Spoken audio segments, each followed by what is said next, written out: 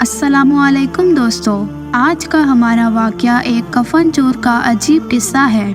एक दिल दहला देने वाला वाक़या है। जब एक कफ़न चोर ने काजी का कफ़न चुरा लिया तो उसका अंजाम उस पे क्या हुआ, ये हम आज की वीडियो में जानेंगे, तो वीडियो को पूरा ज़रूर देखें। अबू इब्राहिम रहमतुल्लाह अलैहि फरमाते हैं, एक बार एक अंधा फ़कीर था, मगर हैरत की बात ये थी कि वो हर वक्त अपनी आंखें छुपा कर रखता था और भीख मांगता था। भिखारी तो कई तरह के होते हैं, लेकिन उस भिखारी के सवाल करने का अंदाज कुछ अलग ही था।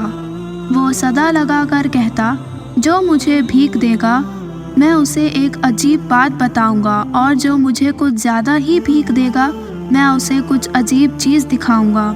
उस फ़कीर का इस तरह सदा लगा कर भीख मांगना काफ़ी मकबूल होता जा रहा था, लेकिन अभी तक मेरा उससे सामना नहीं हुआ। एक दिन मैं बाज़ार से गुज़र रहा था कि इतने में मैंने एक सदा सुनी। कहने वाला कह रहा था, मैं एक अंधा फ़कीर हूँ, जो मुझे कुछ देगा उसे मैं अजीब बात बताऊँगा, और जो मुझे कुछ ज़्यादा देगा उसे मैं कुछ अजीब चीज़ दिखाऊँगा। ये सुनकर मैं आवाज़ की तरफ चल दिया। इतने मेरी नज़र एक बूढ़े शख्स पर पड़ी जो हाथ फैलाकर कुछ मांग रहा था। एक राहगीर रुका और उस भिखारी के हाथ में कुछ सिक्के दिए जो उसके हिसाब से ज़्यादा थे। मैं ये देखकर और पास जाकर खड़ा हो गया कि ये फ़कीर उसे क्या सुनाए और क्या दिखाएगा। सिक्के हाथ में लेकर उस फ़कीर ने कहा, मैं तुम्हें एक अजीब चीज़ दिखाता हूँ। ये कहते हुए उस अंधे फ़कीर ने अपनी आंखों पर से पर्दा हटा दिया। मैं ये मंज़र देखकर हैरान हो गया। उसकी आंखें बिल्कुल नहीं थी, बल्कि आंखों की जगह सुराख था जिसमें से आर पार साफ दिखाई दे रहा था। फिर उस फ़कीर ने कहा, मैं तुम्हें एक अजीब बात बताता हूँ। ये मेरी आंखों की दास्तान है। मैं एक तंदुरुस्त नौजवान हुआ करता था, लेकिन मेरी बदबख्ती ये थी कि मैं एक कफ़न चोर था, और कफ़न चोर भी बड़ा नामी गिरामी था। मेरे बारे में मेरे शहर के सभी लोग जानते थे कि मैं मुर्दे के दफन होते ही पहली रात में कफ़न चुरा लेता हूँ। लोग इस वजह से मुझसे खौफ खाते और मुझे वहशत की नज़र से देखते थे, लेकिन मुझे उस रोब और दबदबे पर बहुत नाज था कि लोग मुझसे खौफ खाते हैं, और जब मैं चलता था तो तकब्बुर के साथ चलता। लोग मुझे हिकारत की निगाह से देखते थे, लेकिन इन सब का मुझ पर कुछ असर नहीं पड़ता। मुझे तो खुद कोई खौफ खुदा ना था, और अगर कोई अल्लाह वाला मुझे समझाता या नसीहत करता तो करता भी कैसे। वो सब मुझसे बहुत डरते थे। उसकी एक बड़ी वजह ये थी कि वैसे आम इंसान दिन की रोशनी में कब्रिस्तान जाने से डरता है, और मैं रात में जाता, और वो भी एक ताज़ा दफन हुए मुर्दे के कब्र में गुजरने वाली पहली रात में, जिस वक्त मामला हिसाब किताब का होता है। मैं जाकर उसका कफ़न चुरा लिया करता था और उस कफ़न को बेच दिया करता था। बस यही वजह थी कि सभी मुझे किसी शैतान से कम नहीं समझते थे, और लोग मुझसे डरते भी थे। जब भी किसी का कोई अपना दुनिया से रुखसत होता तो उन्हें इस बात का मुकम्मल यकीन होता था कि दफन होते ही मैं उसका कफ़न चुरा लूँगा। लोग कई कई रातों तक अपने दफनाए हुए मुर्दे का ख्याल रखते, कब्र पर बैठकर रातों को पहरा देते कि कहीं मैं आकर कफ़न ना चुरा लूँ। और जब भी कोई मुर्दा कब्रिस्तान में दफन हो जाता था और पहली रात उसके पास कोई ना होता, तो मैं जाकर उसका कफ़न चुरा लेता था, और हमेशा मैं ऐसा किया करता था। लेकिन एक बार कुछ ऐसा हुआ जिसके बाद से सब कुछ बदल गया। हमारे शहर का काजी बहुत बीमार हो गया। बीमारी भी ऐसी कि उसे खुद उसके बचने के कोई उम्मीद नहीं थे। एक रोज़ उस काजी के खादिम मेरे पास आया और मुझे काजी का पैगाम देते हुए कहने लगा कि काजी साहब बहुत बीमार है, मगर वो तुमसे मिलना चाहते हैं।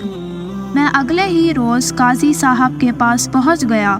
काजी जानता था कि मैं एक कफ़न चोर हूँ, इसलिए काजी ने मुझे 100 दिनार दिए اور کہنے لگا، دیکھو میں جانتا ہوں کہ میرا وقت اب بہت قریب ہے، بس میں ان 100 دیناروں کے بدلے اپنے کفن کو محفوظ کرنا چاہتا ہوں۔ میں اس کی بات سمجھ گیا اور میں نے اس سے وعدہ کیا کہ میں اس رقم کے بدلے اس کے مرنے کے بعد اس کا کفن نہیں چراؤں گا۔ کافی دن گزر گئے۔ پہلے تو قاضی سخت بیمار رہا، لیکن پھر اس کی طبیعت میں بہتری آ گئی اور وہ ٹھیک ہو گیا۔ لیکن پھر کچھ دنوں کے بعد قاضی اچانک بیمار ہو گیا اور اس کی موت ہو گئی۔ مجھے اس بات کا پتہ چلا، پورا شہر اس کے جنازے میں شامل ہوا۔ میں بھی گیا۔ مجھے اس کا کفن چرانے کا خیال آیا، مگر دل میں سوچا کہ نہیں، میں نے اس سے کچھ وعدہ کیا تھا اور پھر اس نے مجھے بدلے میں معاوضہ بھی دے دیا تھا۔ لیکن پھر دماغ پر شیطان سوار ہو گیا اور میں نے سوچا کہ یہ تو اس وقت کی بات ہے جب وہ پہلے بیمار ہوا تھا اور اس بار تو وہ ٹھیک ہو گیا تھا۔ اب وہ دوبارہ بیمار ہوا تھا اور اس کی قیمت تو مجھے نہیں دی گئی۔ بس میں نے اس کا بھی کفن چرانے کا ارادہ کر لیا۔ میں رات ہونے کا انتظار کرنے لگا۔ رات کا تیسرا پہر ہوتے ہی میں دبے پاؤں کے ساتھ قبرستان پہنچا اور قاضی کی قبر کو ہٹانا شروع کر دیا۔ جلد ہی میں نے مٹی ہٹا لی اور جیسے ہی میں نے اس کی قبر کھولی، قبر میں عذاب کے آثار ظاہر تھے۔ میں نے ایسا اس سے پہلے کبھی نہیں دیکھا تھا، اور وہ قاضی اپنی قبر میں بیٹھا ہوا تھا اور اس کے بال بکھرے ہوئے تھے اور اس کی آنکھیں آگ کے انگاروں کی طرح سرخ ہو رکھی تھی۔ ابھی میں یہ منظر دیکھ ہی رہا تھا کہ اچانک مجھے اپنے گھٹنے میں درد کی شدت ہوئی اور ترنت میری آنکھوں میں انگلیاں جیسی کوئی چیز تیزی سے جاتی ہوئی محسوس ہوئی، یہاں تک کہ وہ میری آنکھوں کے آر پار ہو گئی اور میں اسی وقت اندھا ہو گیا۔ کوئی کہنے والا مجھ سے کہہ رہا تھا، اے خدا کے دشمن، اللہ کے رازوں پر سے کیوں پردہ اٹھانا چاہتا ہے؟ بس یہ میری سرکشی کا عبرتناک انجام تھا کہ میں اندھا ہو گیا۔ اب یہ صدا میں اس لیے لگاتا ہوں تاکہ جو کوئی بھی مجھے بھیک دے، میں اسے اپنی داستان سنا کر اسے سبق دے سکوں، کیونکہ شیطان کس وقت کس پر غالب آ جائے، کب شیطان کس کو گمراہ کر دے، یہ کوئی نہیں جانتا۔ بس اللہ نے مجھے میرے ہی جیسوں کے لیے عبرت کا نشان بنا کر رہتی دنیا تک کے لیے مثال بنا دیا۔ محترم عزیز دوستو، واقعے سے ہمیں یہ سبق ملتا ہے کہ اللہ کے رازوں کو راز رہنے دیجیے۔ جن کاموں سے اللہ تعالیٰ نے ہم کو منع کیا ہے، ان کاموں سے خود کو بچا کر رکھیے۔ اللہ کی بنائی ہوئی اس کائنات میں ہزاروں قسم کے راز ہیں جو صرف اللہ جانتا ہے۔ جب انسان اللہ کے بنائے ہوئے قانون کے خلاف جاتا ہے، انسان ہمیشہ نقصان اٹھاتا ہے۔ دوستو، اللہ تعالیٰ سے دعا ہے کہ اللہ ہم سے وہ کام لے جو اللہ اور اللہ کے رسول کو پسند ہو، اور اللہ ہمیں ان کاموں سے بچائے جو اللہ اور اللہ کے رسول کو ناپسند ہو۔ امید ہے آپ کو یہ واقعہ پسند آیا ہو۔